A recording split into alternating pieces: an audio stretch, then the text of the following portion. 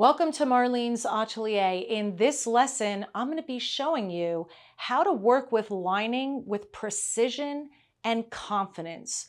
We're going to be cutting the lining using the skirt pieces as a template. You're not going to want to miss this lesson, so stick around. That's what's happening today in the Atelier. Now I'm working with a plain lining, okay? And I suspect that this is a nice viscose, if you will, all right? It's actually blue on the inside and a light blue, so on the face it's blue, and on the inside or on the outside it's actually kind of like a shiny silver. The nice thing about lining is sometimes you can get lucky and you can make a choice with regards to what side you want to use. I'm actually going to use this silvery side because I think it'll go much nicer with the color of my cloth than the blue will. So I'm going to work with it that way. All right? All right, now the same thing we have to do that we did with our cloth, we have to do with our lining. And that is we have to find the grain. Because just looking at this, you can see, wah, wah, wah, it's all off, all right? Now, sometimes you have to be a little careful when you do this with lining because it doesn't rip as nice or tear as nice as cloth does, okay? So you have to give yourself maybe a little bit more on the end to work with. This lining, thankfully, is not too bad, but we actually have to come in a little bit further here, you see? Because it ran out too quick, so sometimes we just have to take a bigger bite. Hopefully that'll do it. Oh yeah. Woof, boy, that was really off grain. What a mess. Ugh, just get rid of that. Okay, so we have a nice grain now. Now here's the thing about lining, yeah? It can be a pain, without a doubt. It's slippery, you know, it sheds all this wispy stuff all over. It wrinkles real easy. So let me give you a couple of precautions. Believe it or not, I've pressed this lining out before I started, and you have to be really careful with lining because some linings cannot withstand water. They'll stain. You'll get like this, just this big water stain on the lining. This lining, unfortunately, happens to be that type of lining. So I can't put any water on it. So the wrinkles that are here, they're going to be here. Eventually, as I press, they'll go away. But we just have to deal with the hand that we were dealt, as they say. All right? So we have a nice grain line here. We have our selvage here at the top that's matching, for the most part, real nice. Okay?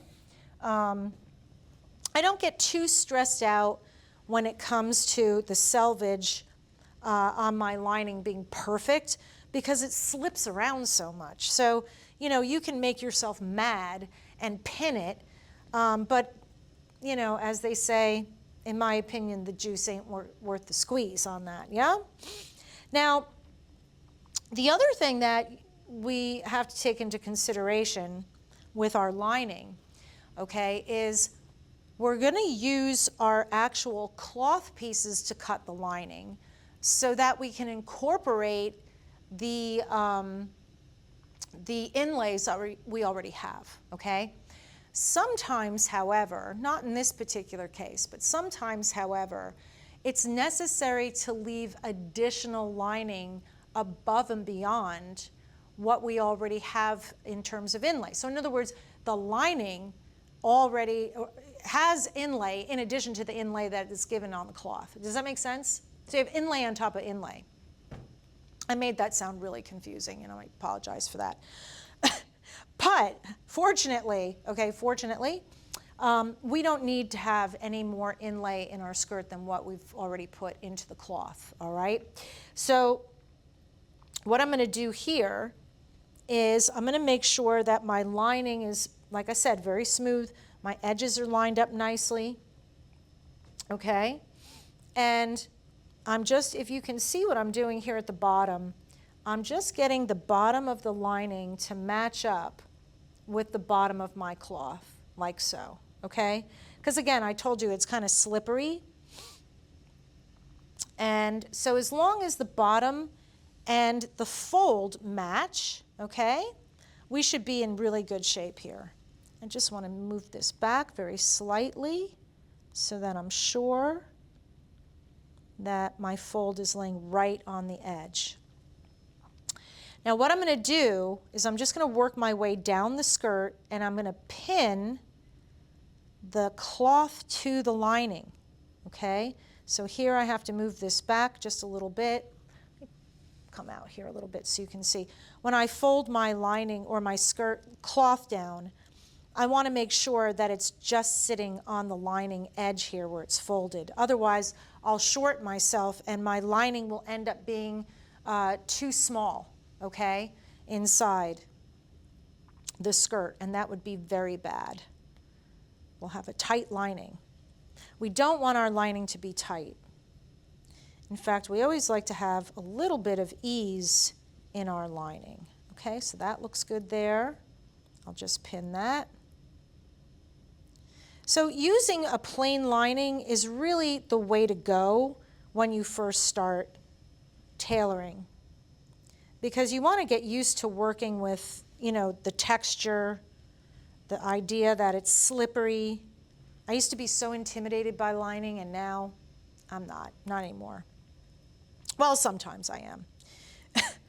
If I'm working with like a one-way pattern, I can definitely be very intimidated by that. And a one-way pattern is like, you have to match, you know, you have to match it by leaving an extra centimeter. It's just, one of these days I'll show you how to do it. All right, so there's the skirt front. And now I'm going to do the same thing with the back. Okay? But here, I want to just make sure, this should be, if I line everything up exactly the way I did when this was cut, this should be on the grain. Now, what if you say, hey Mar, I want to make sure it absolutely positively is on the grain? All right, well, we can put a grain line in. What we can do is we can come in and we can chalk in our hip depth balance line, okay? And then, if you want, you can square a line here all the way down to the bottom, okay, using your ruler. And then you can measure across and make sure that you are on the grain. So I'm about 34.5, and I'm a little off right there, so I need to pull this forward just a little bit, okay? And it could be, I just need to pull my lining forward. Let's see. Again, lining is very slippery, so sometimes we want to make sure, there we go, that should do it. Yep, there we go, okay? So we were at 34.5 on both places, so we know that that is lined up nicely at the top, okay? And I'm just going in and pinning my skirt to the lining to hold it in place, okay? Pretty straightforward, okay? Now, unfortunately, we don't have the luxury of moving this around as much as we did, so we're gonna have to be a little acrobatic in the way we cut. We just wanna be really careful. The other thing that we wanna do when we're cutting our lining, I'm gonna show you here. I'm just marking my balance lines here, okay? Here, I don't have to do all the way across, and there, that's fine. Okay, my waist. All right, what we're gonna do, because we can't chalk the lining, we can't mark stitch the lining, okay? So it can be a little difficult to transfer all of the, we can chalk a little bit. We can chalk in, we'll have to chalk in the darts and so forth. But we want to transfer our balance lines so that when we go to put the skirt lining together, all right, with the actual skirt, we know that things are lining up nice and they are where they belong. Okay, so what we're going to do is we're just going to make a very small notch at each balance line, at the length and at the hip and at the waist, just so that we know when we're sewing the front and the back together that they're matching exactly. Okay, because like I said, lining loves to move around on you. It's very slippery. All right, so I'll show you how we're going to do that. But here, again, I'm cutting on the double, and I'm just letting the pattern be my guide. Okay, just cutting right along the edge of the lining. And again, I'm holding the cloth to support it, and I'm just taking bringing my scissors in and taking nice long bites with my scissors.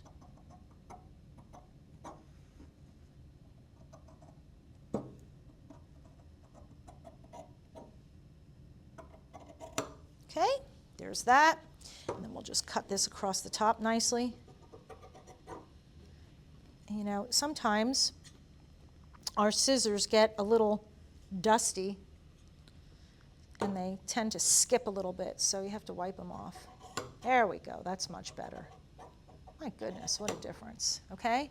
So there's the lining for that, and I'm just gonna fold all that up together, put it over here, and now I can come in and cut the lining for my back. Again, I'm just gonna come straight across.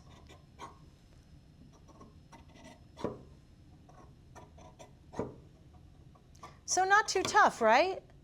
Not too tough at all. In fact, I'm just going to come boop, boop, boop, cut straight across, and we'll get this out of the way. And now we can move this around and make our life just a little bit easier, okay?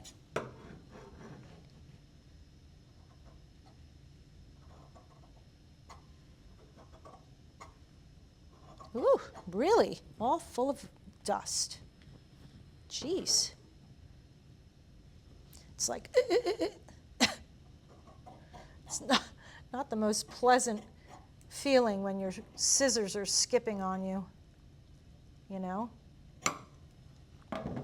Not at all. Not at all.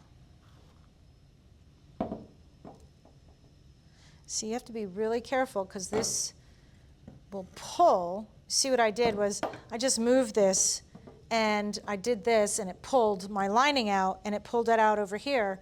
So we just have to be mindful, even though we've pinned it, it can still move around on us. So it's a good idea. Just want to get some of that lint off of there. It's a good idea to put your hand down and support this while you're cutting. Yeah. It's being very difficult. So I'm going to turn it this way.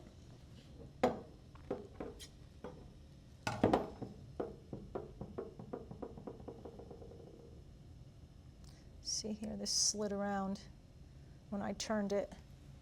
You want to make sure everything continues to stay matched up, right? You'll short yourself somewhere and then you'll be upset. Okay. See how easy that moves? Yes, we just have to get it in control. That's all.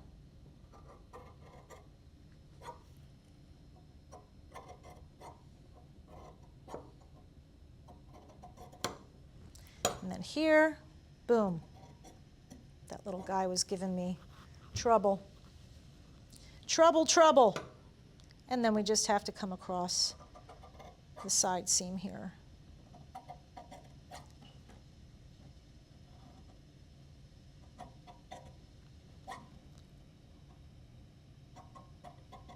Sometimes when you cut, your lining will get a little jagged.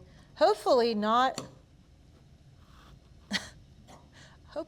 along a raw edge, but